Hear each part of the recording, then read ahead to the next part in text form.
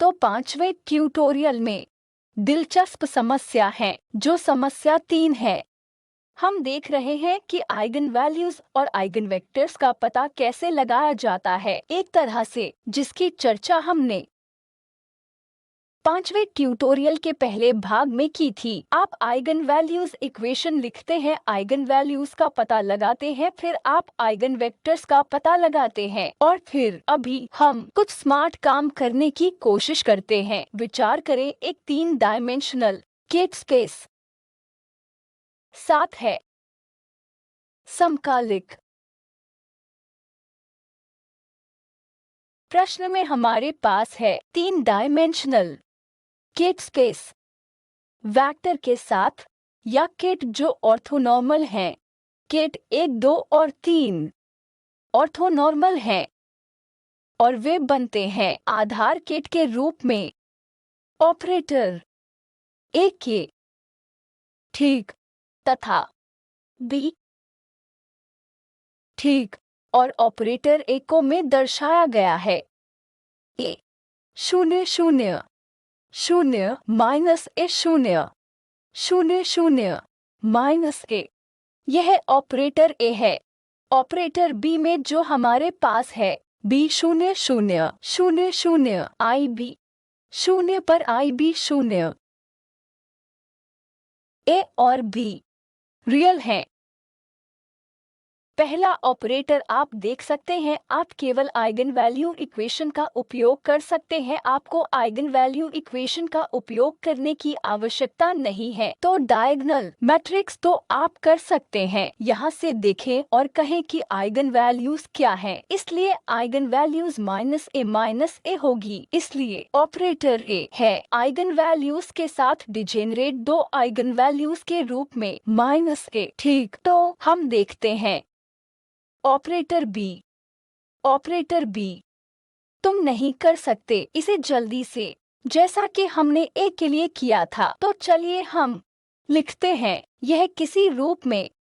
ठीक, तो तीसरा ए प्रश्न है बी के आइगन वैल्यूज और आइगन वेक्टर्स का पता लगाना है। ए आप केवल मौखिक रूप से देख सकते हैं, यह बहुत ही सरल है। तो बी मैं लिख सकता हूँ, मुझे कुछ परिभाषित करने दें। आई हम हमेशा आई को रिप्रेजेंट करते हैं जैसे आइडेंटिटी ऑपरेटर, और मुझे इस एक्स को कुछ ऐसे कहने दें 0 1 1 0। ठीक है, यह एक आइडेंटिटी ऑपरेटर है। मैंने इन्हें बदल दिया है। ठीक, इन ऑपरेटरों की अदला बदली और मुझे एक ऑपरेटर मिलता है एक्स।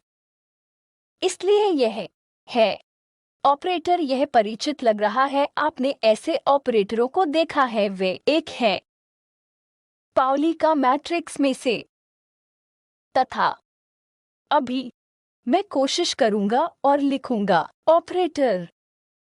ये ऑपरेटर बी टर्म्स में आइडेंटिटी के और एक्स ऑपरेटर। आइए देखें कि क्या यह लिखना और पहचानना आसान है आइगन वैल्यूज और आइगन वेक्टर को। तो ऑपरेटर बी मैं पुनः लिख सकता हूँ। ऑपरेटर बी पुनः लिखा जा सकता है बी, यह है B times I 1 plus I B x2 x3। ठीक, तो यह था ऑपरेटर x0 1 1 0। यह है आइडेंटिटी ऑपरेटर आई जो 1 0 0 1 है। ठीक, और आप यहाँ से देख सकते हैं कि यदि आप x डैगर लेते हैं तो x एक हर्मिशियन ऑपरेटर है। यह x के बराबर होगा, तो x है हर्मिशियन। तो आइगन वैल्यूज इस हर्मिशियन ऑपरेटर का होगा। यह एक पाउली मैट्रिक्स है। हर्मिशियन ऑपरेटर का आइगन वैल्यूज रियल होगा और यह ऑपरेटर स्वैप ऑपरेटर भी कहा जाता है, SWAP स्वैप ऑपरेटर। ठीक, इसलिए इस ऑपरेटर का यह आइगन वैल्यूज होने वाला है केवल 1 और -1, तो मुझे आइगन वैल्यूज लिखने दें कि तो आइगन वैल्यूज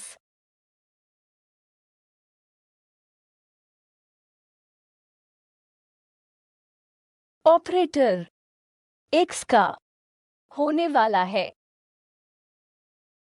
+1 -1, और आप संबंधित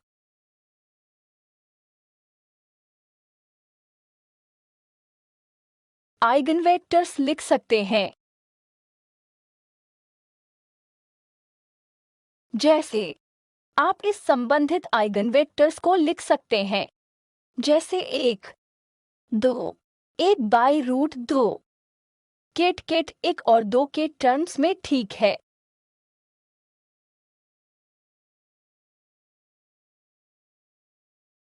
तो ऑपरेटर x के लिए आइगन वैल्यूज +1 इन 1 है और संबंधित आइगन वेक्टर्स 1 और केट 2 द्वारा दिए गए हैं। यह बहुत ही सरल है। अब हमने b को x और i के टर्म्स में लिख दिया है। मैं आपको यह समझाता हूं तो b है कोएफिशिएंट जो है रियल i एक पहले कंपोनेंट के अनुरूप है। मैं एक कंपोनेंट और i भी 2 3, जिसका अर्थ है दूसरा। तो यह भाग 0 है i भी 0, ठीक है, और शेष टर्म्स 0 है। तो मैं बस इसके संदर्भ में लिख सकता हूँ प्रतिनिधित्व इन वेक्टर ऑपरेटर का टर्म्स में इन ऑपरेटर्स के, तो ऑपरेटर b के टर्म्स में आइडेंटिटी ऑपरेटर तथा पाउली ऑपरेटर पाउली मैट्रिक्स, ठीक। इसलिए यह हमने कर दिया है इस जानकारी का उपयोग करके। और हमने यहाँ क्या प्राप्त किया है? क्या हम गणना कर सकते हैं आइगन वैल्यूज और b के आइगन वेक्टर्स की? हमारे पास यहाँ क्या है? वह ऑपरेटर b लिखा जा सकता है, क्योंकि मैं इसे फिर से लिखता हूँ पहले की तरह b है bi1 प्लस ib x2 3। इसे इस प्रकार लिखा जा सकता है आइडेंटिटी प्लस नए ऑपरेटर की तरह। और अब अपने पास है वह जो बनता जो है सबस्पेस का योग। यह का योग होगा ऑपरेटर्स का जो ऑर्थोगोनल हैं। सबस्पेस यह मुझे एक डायमेंशनल सबस्पेस देगा जो आइगन द्वारा फैलाया गया है केट 1 और एक 2 डायमेंशनल सबस्पेस यह है 2 3। तो यह एक 2 डायमेंशनल सबस्पेस है जो फैलाया गया 2 और 3 के 2 और 3 द्वारा, ठीक। आइगन ऑपरेटर b के वेक्टर कुछ नहीं सिवा 1/√2 के 2 प्लस के 3 1/√2 के 2 माइनस के 3 7 आइगन वैल्यूज, ठीक है। इससे हम आइगन वैल्यूज का भी अनुमान लगा सकते हैं b तथा ib और ib, क्योंकि आपने ib और -ib देखा है, क्योंकि हमने यहाँ देखा है।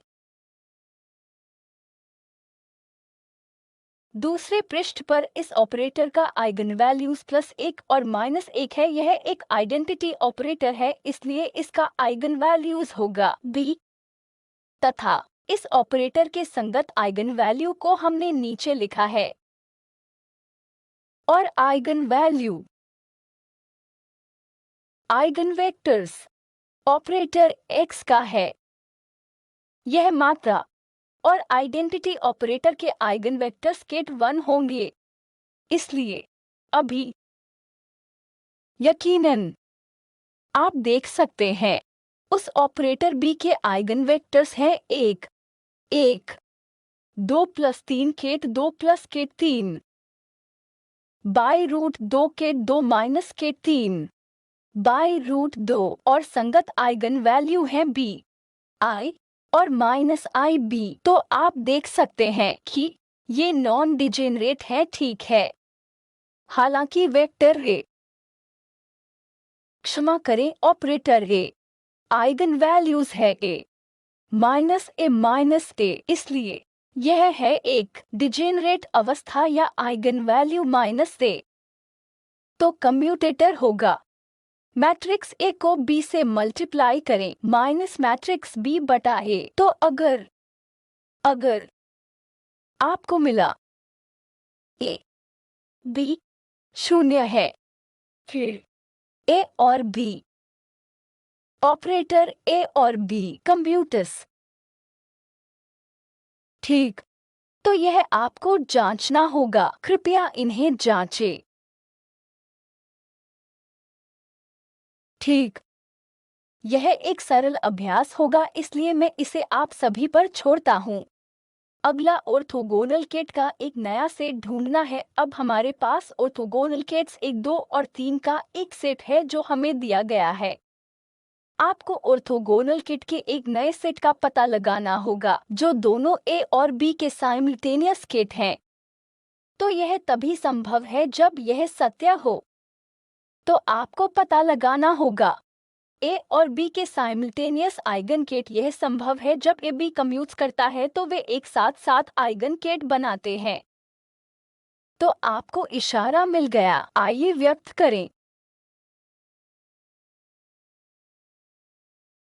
ऑपरेटर ए जैसा ऑपरेटर ए, मैं इसे इस रूप में व्यक्त कर सकता हूँ ए आई 1, ठीक, जहाँ आई एक डायमेंशनल एकात्मक ऑपरेटर है।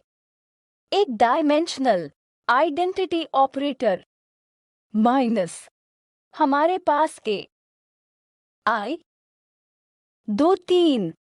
फिर से यह एक आइडेंटिटी ऑपरेटर है। चूंकि ए क्या था -a के तरह, ए को याद करें -a 0 0 0 0 0। तो यह मुझे देगा ए आई एक माइनस ए आई 2 3। तो यह मुझे देगा ए आई एक डायमेंशनल आइडेंटिटी ऑपरेटर और रे -a 2 3, ठीक। तो हमारे पास यही है। फिर हम क्या करते हैं -a, बस इस पर ध्यान दें कि -a है दोहरा डिजेनरेट, ठीक। तो -1 आइगन वैल्यूज -k डिजेनरेट है, यह दोहरा डिजेनरेट है। और हमारे पास यहाँ क्या है -k है, साथ में 2 डायमेंशनल स्पेस। यह 2 डायमेंशनल स्पेस के साथ दोहरा डिजेनरेट है। तो हम क्या कहते हैं कि एक तथा कोई भी जोड़ी, किसी भी जोड़ी से मेरा क्या मतलब है, 2 है किड्स, किड 2 और किड 3। तो किसी भी ऑर्थोगोनल वेक्टर की जोड़ी के साथ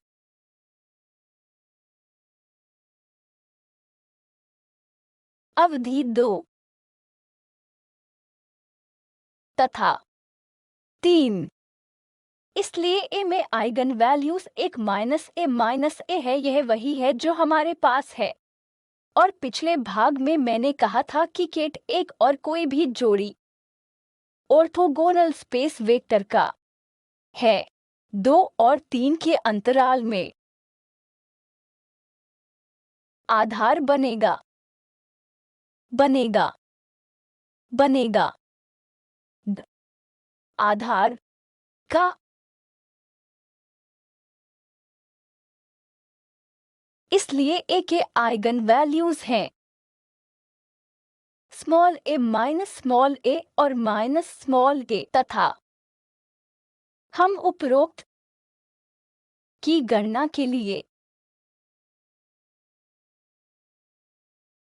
वेक्टर बी का आधार चुन सकते हैं तथा यह आइगन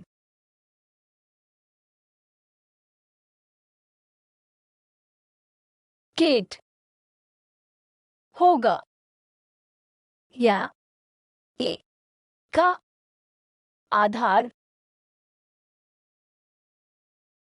या आधार का भी ठीक है। यह तभी संभव है जब ए और बी कम्यूट्स करते हैं, इसलिए यदि ए और बी कम्यूट्स और यदि आप बी के लिए ए आधार चुनते हैं, फिर स्वचालित रूप से यह एक के लिए भी आधार बन जाएगा।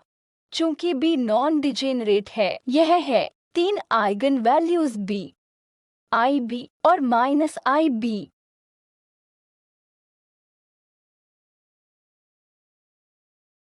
इसलिए इसके अलग आइगन वैल्यूज हैं तथा बी की विशिष्टता अगर हम निर्दिष्ट करते हैं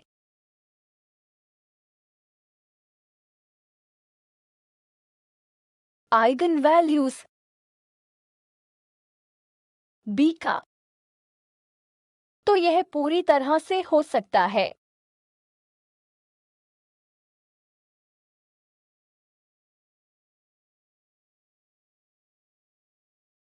ज्ञात